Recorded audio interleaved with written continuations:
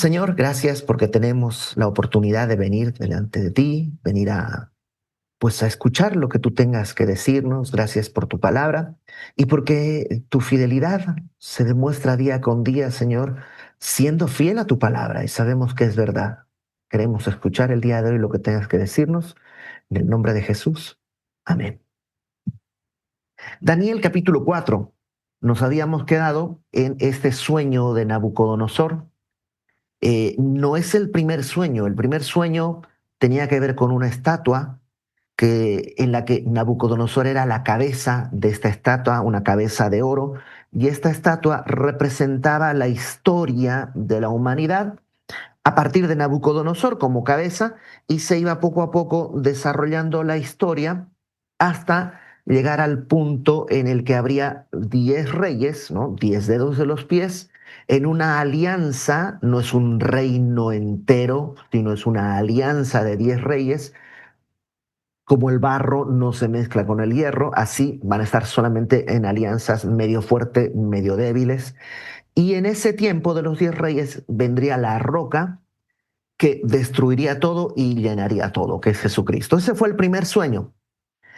Eh, y vimos que Dios estaba queriendo hablarle a Nabucodonosor, le quiso hablar a través de un sueño, luego a través de la estatua que él hizo y que amigos de Daniel no quisieron postrarse y los arrojó a un horno de fuego. Dios usó eso también para buscar hablarle a Nabucodonosor, y Dios así ha estado tratando de hablarle. Y este es otro sueño, un sueño que tiene que ver con un árbol. Y me voy a permitir leer, esto ya lo estudiamos la otra vez, pero eh, déjame leerte el sueño de Nabucodonosor a partir del versículo eh, 10. No voy a leer todo, pero a partir del versículo 10 dice Nabucodonosor que tiene un sueño y que nadie le sabe interpretar. Dicen algunos comentaristas que sí sabían, pero no se animaban a decirle. Pero la cuestión es que no encuentra la respuesta. Y Daniel es el que le va a dar la respuesta, lo llama y le cuenta el sueño en el versículo 10. Dice: estas fueron las visiones de mi cabeza mientras estaba en mi cama. Me parecía ver en medio de la tierra un árbol cuya altura era grande. Crecía este árbol y se hacía fuerte, y su copa llegaba hasta el cielo y se le alcanzaba a ver desde todos los confines de la tierra. Su follaje, ¿no? Sus ramas, su verdor de hojas, era hermoso, y su fruto abundante, y había en él alimento para todos. Debajo de él se ponían a la sombra las bestias del campo, y en sus ramas hacían morada las aves del cielo, y se mantenía de él toda carne. Ese es el escenario, un árbol enorme, fructífero, no solo en fruto, sino a través de él había sombra, había alimento, había mucha vida alrededor de ese árbol. Verso 13.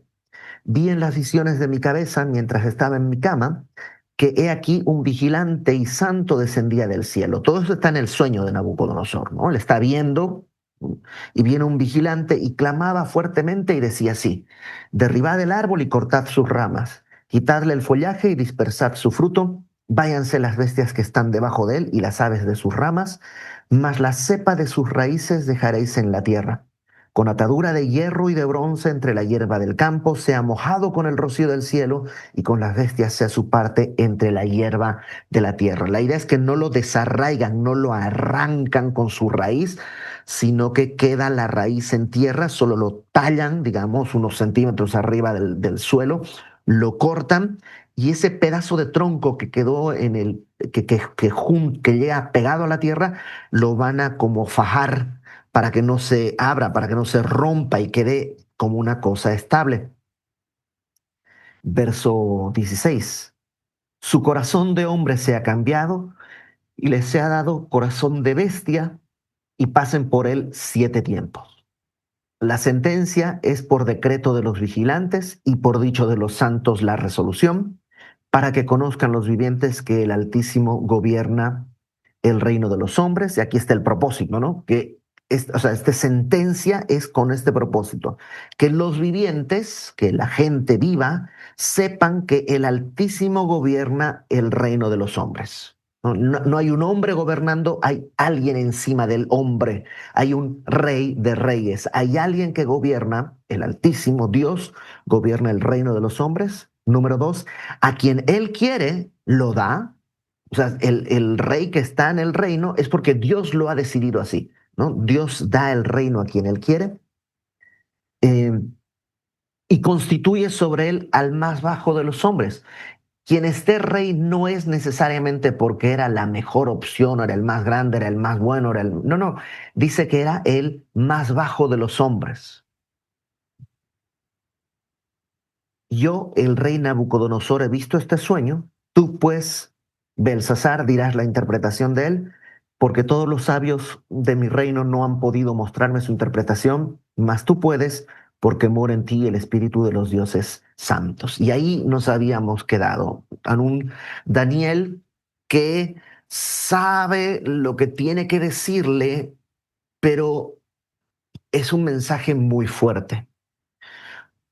Y lo primero que vemos ahí, mira, versículo 19, Daniel, cuyo nombre era Belsasar, acuérdate que estamos, la narración está siendo hecha desde el punto de vista del Nabucodonosor del pasado, no del Nabucodonosor del presente. Por eso a Daniel le dice el nombre que le habían puesto de Babilonia, Belsasar. Quedó atónito casi una hora y sus pensamientos lo turbaban. Parece que Daniel ya sabía rápidamente la respuesta. Tampoco es tan extraño. Un árbol lleno de fruto, pues tú eras la cabeza de oro, pues tú eres el árbol, pero que van a cortar y van a talar y va a ser destruido y va a perder todo. Es un mensaje fuerte. Pero Daniel no sabe cómo decirlo, tal vez le tiene cariño a Nabucodonosor, tal vez con el tiempo que ha pasado, a pesar de que Nabucodonosor es el conquistador de su tierra y el destructor de su tierra, a pesar de eso, tal vez el mismo Daniel tiene afecto, no lo sabemos realmente, pero eh, tiene cuidado al hablar.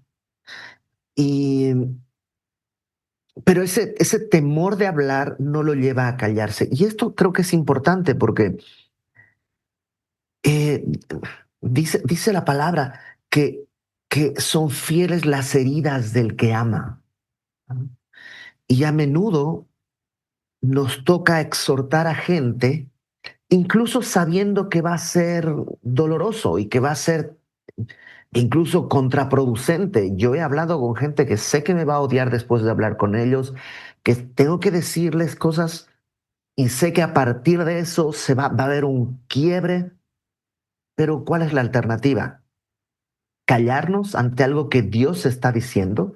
Ojo, esto es cuando claramente Dios ha dicho algo, cuando veo que hay un pecado y con la palabra de Dios puedo decirle, esto es así. Si es una opinión, habrá opciones digo, habrá oportunidades en que es mejor callarse que hablar. Pero cuando es la palabra de Dios, no hay opción, lo tienes que decir. Ahora, hazlo como lo hace Daniel. Mira, verso 19. El rey habló y dijo, Belsasar, no te turben ni el sueño ni su interpretación. No te saques de onda. Háblame con claridad. ¿Qué es eso que estás pensando? Belsasar respondió y dijo, Señor mío. Fíjate el respeto y la manera en la que creo la palabra nos muestra que debemos exhortar a alguien. Señor mío, el sueño sea para tus enemigos y su interpretación para los que mal te quieren.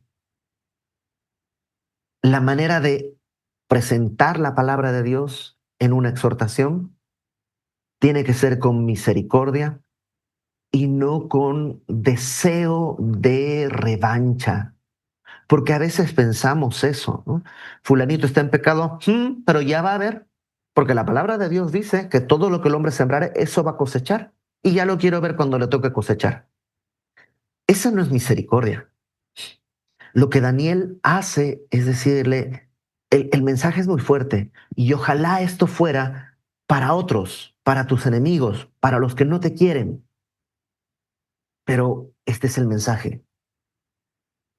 Verso 20. El árbol que viste, que crecía y se hacía fuerte y cuya copa llegaba hasta el cielo y que se veía desde todos los confines de la tierra, cuyo follaje era hermoso y su fruto abundante, en que había alimento para todos, debajo del cual moraban las bestias del campo y en cuyas ramas anidaban las aves del cielo. Tú mismo eres, oh rey, que creciste y te hiciste fuerte, pues creció tu grandeza y ha llegado hasta el cielo y tu dominio hasta los confines de la tierra. Eso es lo fácil. Tú eres ese árbol, claro, eres el rey, el rey del imperio más poderoso en ese momento.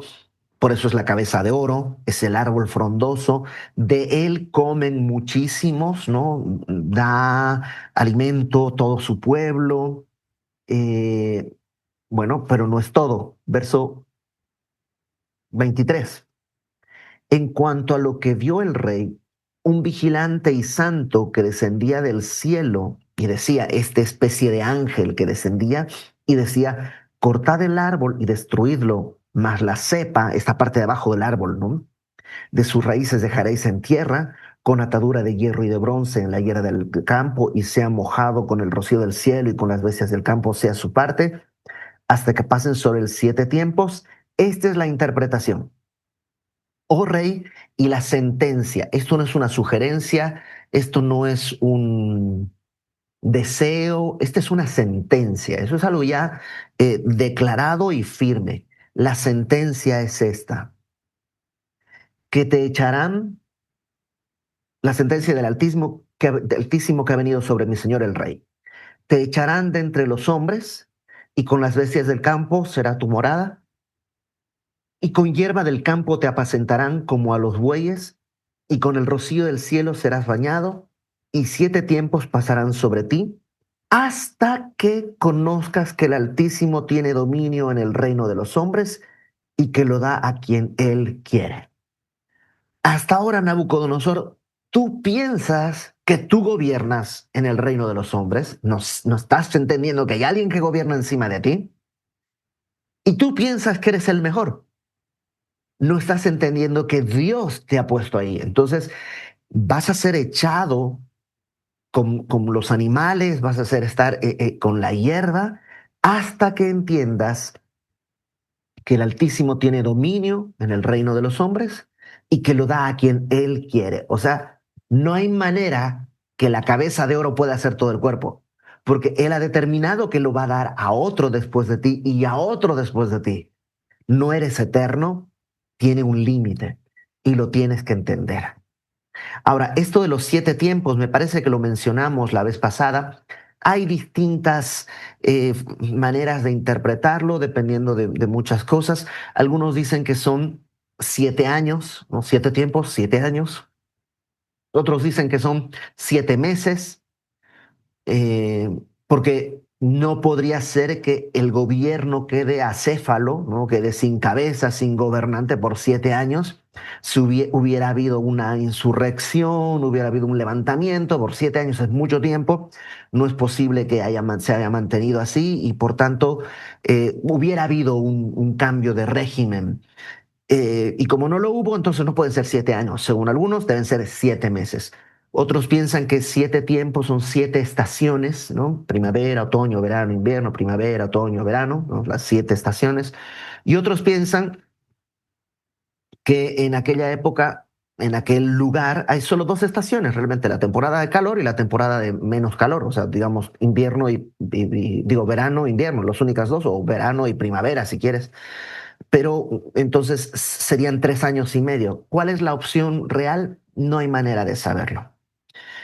Hay algunos, yo he leído comentaristas que mencionan esto, pero nunca he encontrado ese texto efectivo, que dicen que no hay ninguna evidencia histórica de su gobierno entre el 582 y el 575 antes de Cristo y que dicen, ese debe ser el tiempo que estuvo, pues evidentemente, fuera del gobierno, entre el 582 y el 575.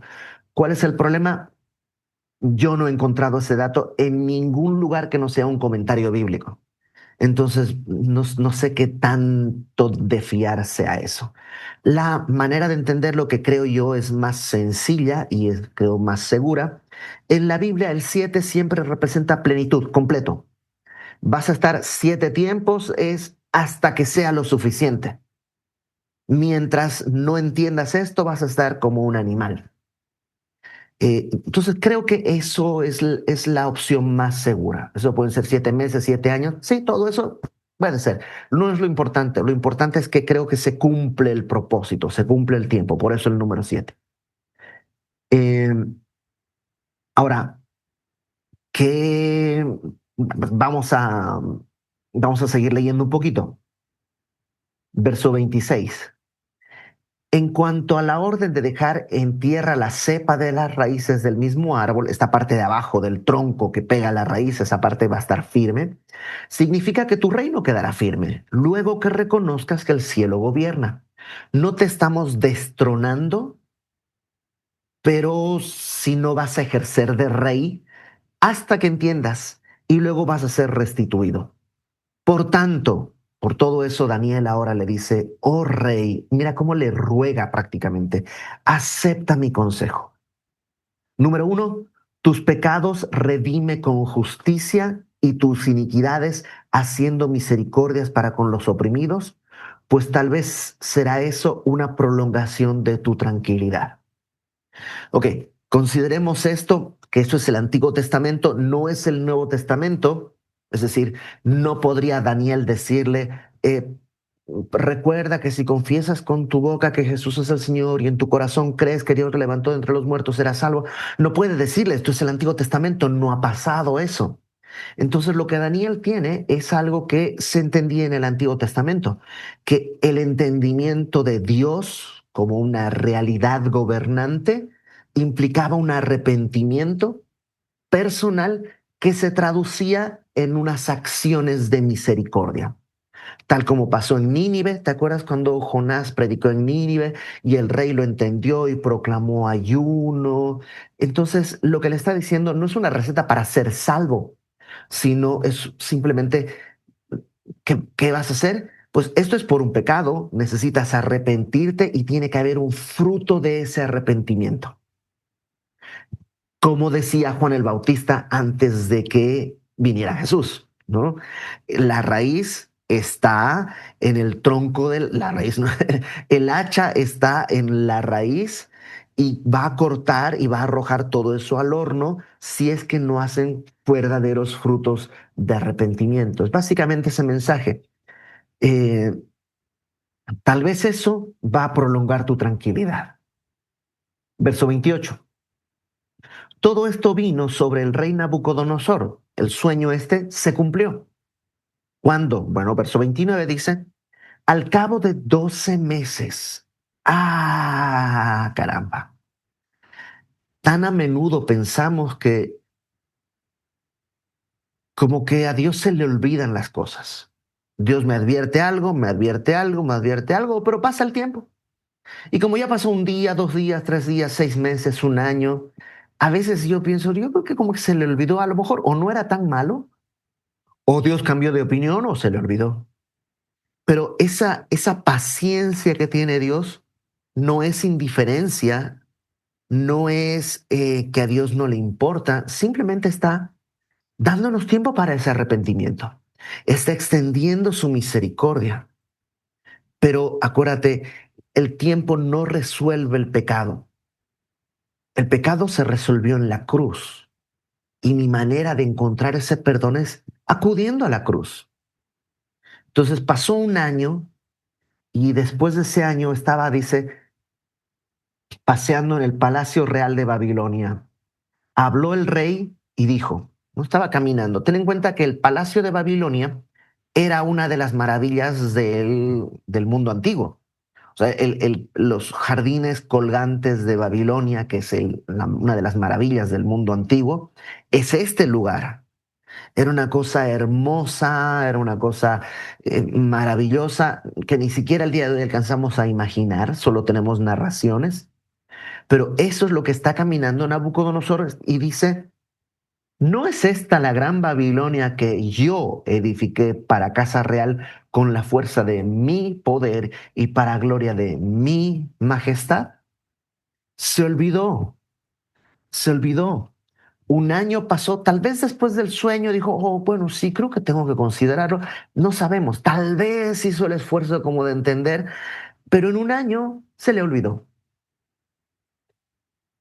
Y ahora está nuevamente pensando que Él es el Altísimo que gobierna sobre todos y Él es el que se puso en el trono. Y entonces aún estaba la palabra en la boca del rey cuando vino una voz del cielo y le dijo, a ti se te dice, rey Nabucodonosor, el reino ha sido quitado de ti, de entre los hombres te arrojarán y con las bestias del campo será tu habitación y como los bueyes te apacentarán. Y 7 tiempos pasarán sobre ti hasta que reconozcas que el Altísimo tiene dominio en el reino de los hombres y lo da a quien él quiere. En la misma hora se cumplió la palabra sobre Nabucodonosor y fue echado de entre los hombres y comía hierba como los bueyes y su cuerpo se mojaba con el rocío del cielo hasta que su pelo creció como plumas de águila y las uñas y sus uñas como las de las aves. Entonces fue un tiempo considerable para que se le crezca el cabello mucho, para que sus uñas crezcan también. ¿Qué fue lo que le pasó? Bueno, eh, permíteme darte una primera respuesta que no es total. Hay una condición psicológica que se llama zoantropía, con Z, zoantropía, que es un desorden mental en el que el individuo se cree un animal. Dentro de las zoantropías, la más famosa es la licantropía. Un licántropo es la forma así medio, eh, como, medio altanera de decir hombre lobo, ¿no? Licos es lobo, antropos es hombre. El licántropo es el hombre lobo. Y se ve que en algún momento, pues sí, acuérdate que a lo largo de la historia se comían muchos alimentos que no eran correctos, se usaban platos de plomo que pues producían algún tipo de intoxicación con mercurio y no sé qué. Y eso pues terminaba con problemas terribles. Y una de esas probablemente era eso, que alguien se creía un lobo y de ahí nace la leyenda del hombre lobo y todo esto, ¿no? Entonces la licantropía es uno de estos desórdenes. Otro desorden que ha sido documentado es la boantropía, con B grande, B-O-A, boantropía, que es alguien que se cree un toro. Y probablemente eso es lo que le pasó a Nabucodonosor, ese desorden de creerse un animal. Ahora, hay una diferencia entre los mitos y las cosas que pudieron haber surgido de contaminación, de algún envenenamiento y esto, porque esto es un juicio de Dios, o sea, esto no es algo que le sucedió por comer en un plato con plomo o por comer alguna cosa que le hizo daño o por un envenenamiento. No, no, no, esto es un juicio de Dios. Entonces, lo que te decía por eso, la primera explicación no es completa, porque, ok, entendemos que Dios puede hacer que te dé una enfermedad para juzgarte y pudo haber sido uno de estas enfermedades. Pero el tema es que no fue una enfermedad, fue un juicio de Dios. Porque si no, estamos perdiendo el propósito. ¿Qué es lo que estamos queriendo entender? Que Dios gobierna. Entonces, Él puede, en el momento que Él le quiera, decir, tú eres el rey, la cabeza de oro, el árbol que tiene fruto y que da paz a todos, y de pronto, ¡prum!, tú no eres nada. O sea, estás en el suelo y eres como un animal. Ahora, ¿Dios extendió misericordia? Sí, porque podrían haberlo matado, podrían haberlo desechado y que otro suba a gobernar. En vez de eso, por 7 tiempos, sea lo que sea que signifique eso, lo mantuvieron, lo guardaron, le dieron alimento, comía, seguramente estaba en algún establo y como que se escabullía y comía ahí medio lo que podía, seguramente le traban comida lo mejor que podían, pues es el rey, pero pues está con algún problema mental, ¿no? Que yo creo que sabiamente Dios escoge que sea esto porque en realidad el pretender que cualquiera de nosotros gobierna y no el Dios Altísimo es en sí mismo como volverse un animal, que es el problema del naturalismo el día de hoy.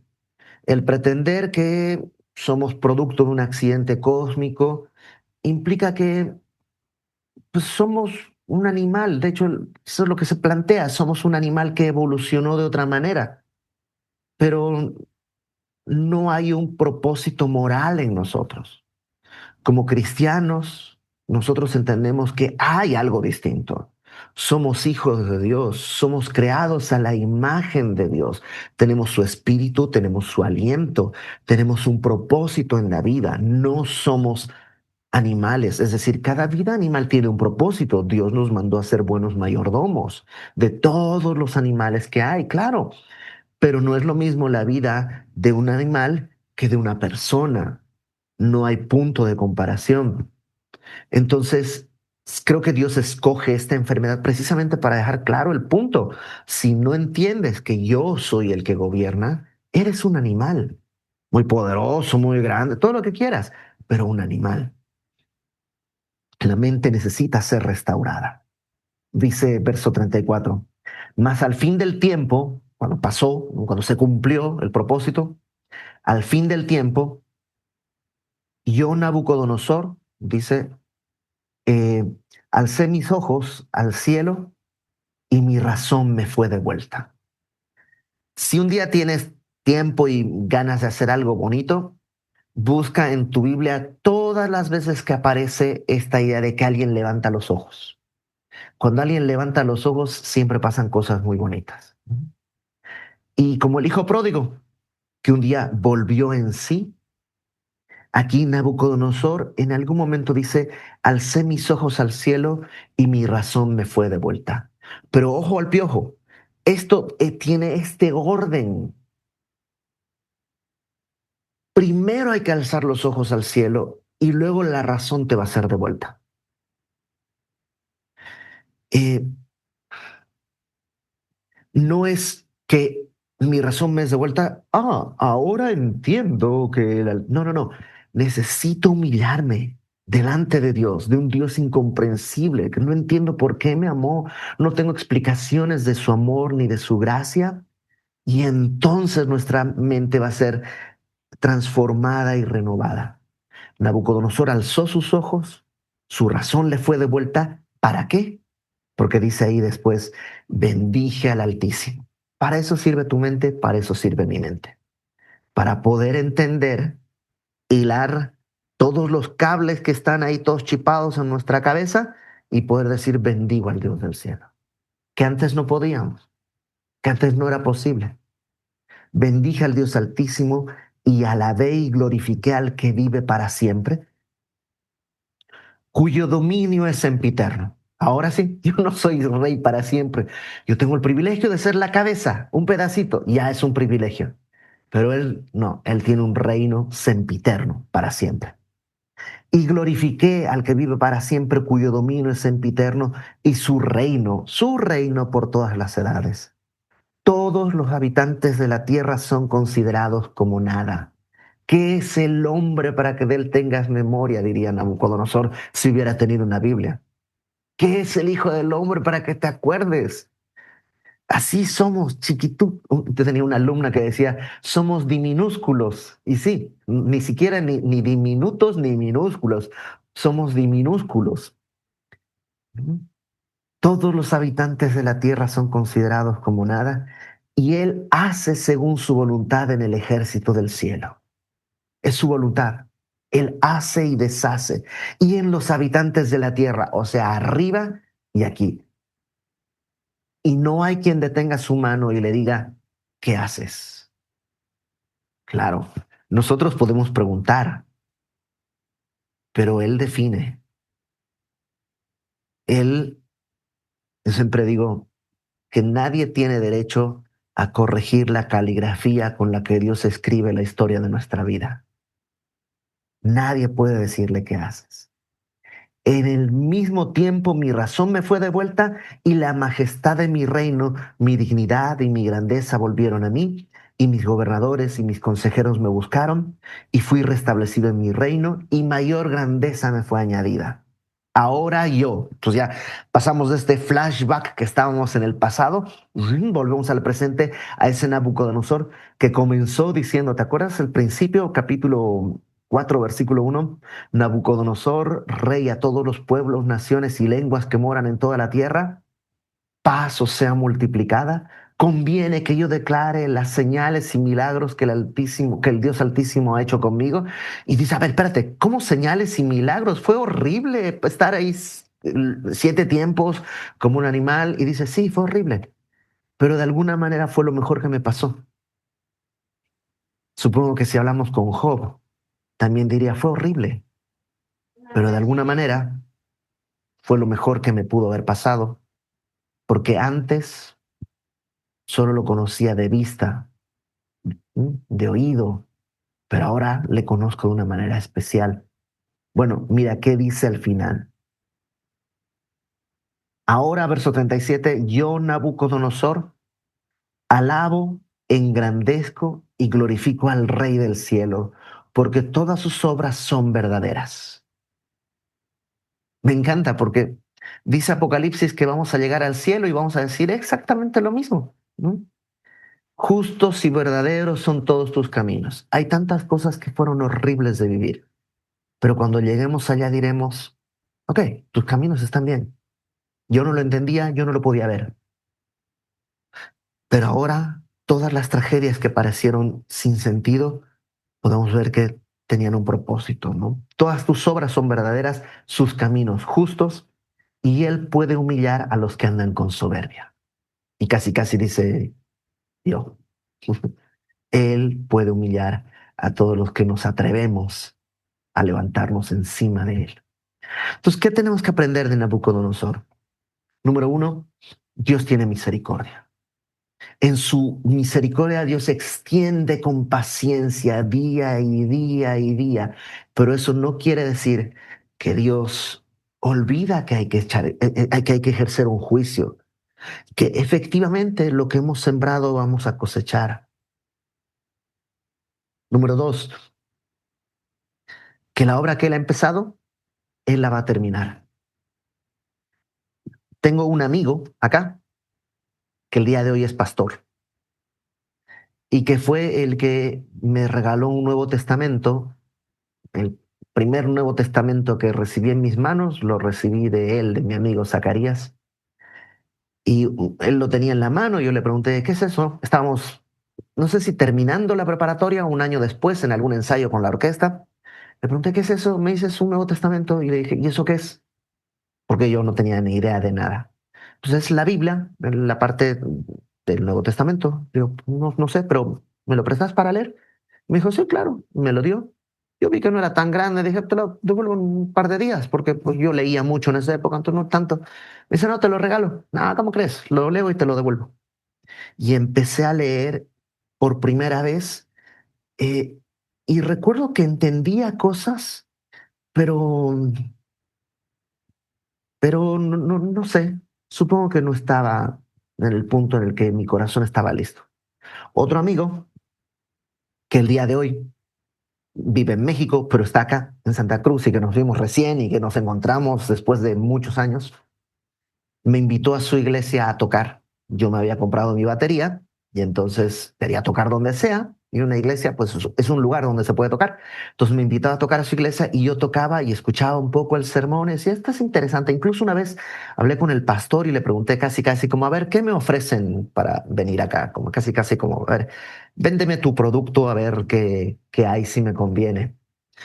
Em, y me habló, de hecho, el que era el director del grupo de jóvenes, un muchacho al que le decían Pato, que ahora es pastor en una iglesia en Estados Unidos, me predicó el evangelio de una manera muy clara y yo me hice Pato, no quise contestarle, le cambié la conversación y eso, o sea, Dios quería alcanzar a Nabucodonosor y lo persiguió de muchas maneras. Yo terminé viviendo en, ya les he platicado, terminé viviendo en una especie de convento con monjitas por un año y la madre Nancy me hablaba del Evangelio día y noche.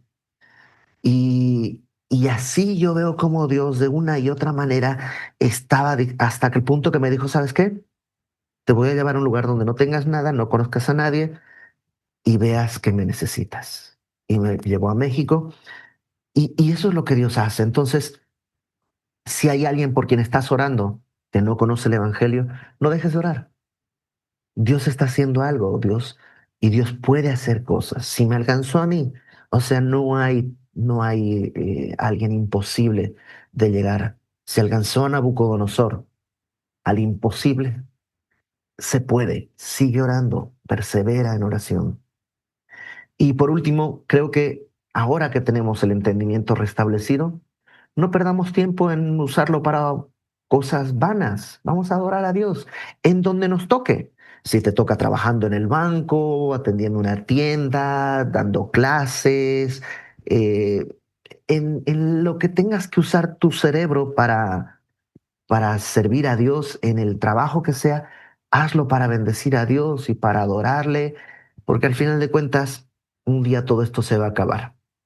Un día llegaremos a los dedos de la estatua, la roca va a regresar y el reino de Cristo va a ser una realidad. Ahí entonces veremos qué otra cosa se tiene que hacer. Cuando estemos delante de Él, tal vez nos darán nuevas instrucciones. Pero por lo pronto, nuestra tarea es muy sencilla. Vivir con fe, esperando su regreso, bendiciendo al Señor. Vamos a orar. Señor, gracias porque en tu misericordia tú has establecido un tiempo para que nosotros te conozcamos, para que nuestro corazón sea arrancado de las tinieblas y venga hasta al reino de tu amado Hijo, al reino de la luz. Gracias por insistir y por perseverar. Cada uno de nosotros tiene una historia de rechazos que terminaron cuando pudimos voltear al cielo y nuestra razón nos fue devuelta. Queremos también pedirte por aquellos que el día de hoy no lo pueden hacer, que su mente está corrompida y que están perdidos en sus pecados, Señor. Así como con nosotros tú insististe, así, Señor, te rogamos, gana el corazón de estos amigos, hermanos, familiares que no te conocen y que anhelamos tanto que su mente fuera restaurada para adorarte. Por lo demás, permítenos vivir para ti, para tu gloria, hasta que vengas por nosotros o nos llames a tu presencia. En el nombre de Jesús, amén.